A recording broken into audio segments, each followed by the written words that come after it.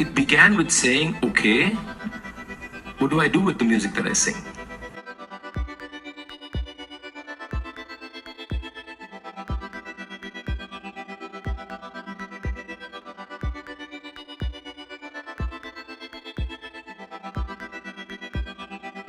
It all comes from what music does to me, and the question begins right there.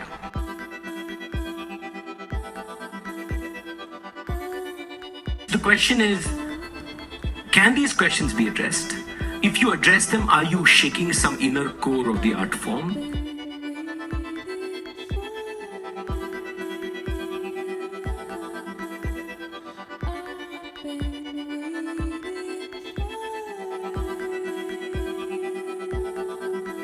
The whole idea that any art or any human being is determined by space, context, environment, and if you shift any one of those aspects, you shift people, you shift space, or you shift content, then something happens that's quite marvelous, disturbing, and if it's not disturbing, it's not art.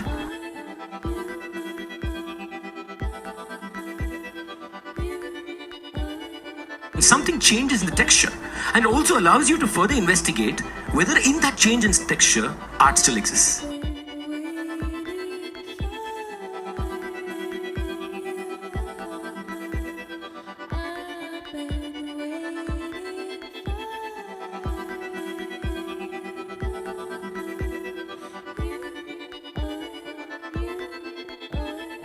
There is a citadel, and that citadel has been entrenched for decades, centuries, generations, and that citadel, you could call it even an ecosystem, which includes a certain social order, which includes a certain way of doing things, and which includes tradition.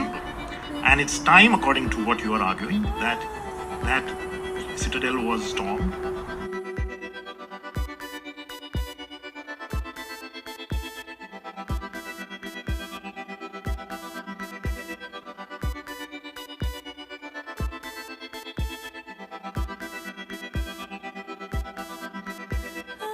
It's not just about the citadel, it's also about how do art forms and people and communities who don't belong to these citadels operate culture and art?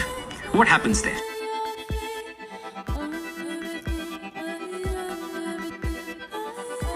We question those ideas of what is great art. We question those ideas, what is sophisticated, what is crude, what is rudimentary.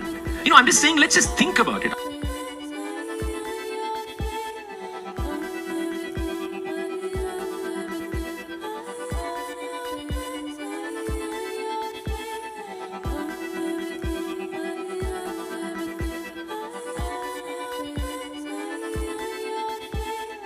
So the point I'm trying to say is that as much as we need to address citadels, we also need to address the fact that cultures and art forms among communities that don't naturally belong to these citadels are quite incredibly diverse, sophisticated, so complex, vibrant. And I'm saying this, when we talk about art, we're talking about people. And if you look at the art forms that are neglected, they belong to people who are neglected. And that's not a coincidence. That means there is something really screwed up.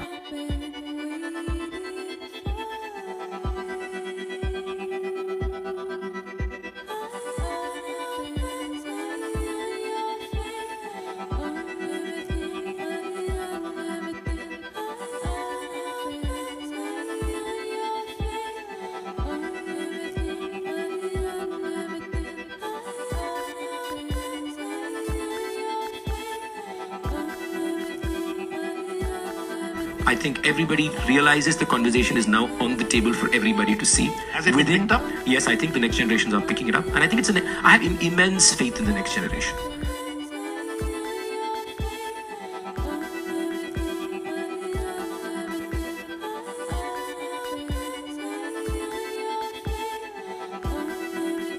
So I really think that there are generations after us who have found these questions important. And I don't think anybody can run away from it. They can run away from me and my proclamations, but they can't run away from the issues that have been generated through this conversation.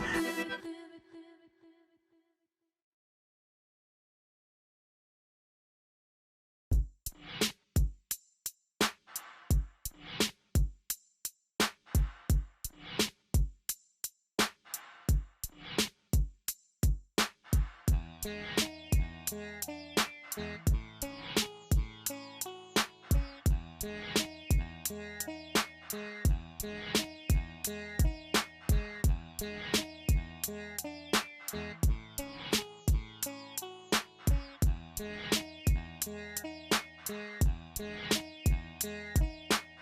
think there is a directional shift. But again, these are, like you said, these are generational orders. It takes a lot of time for anything to move. But I think a lot of small things are happening.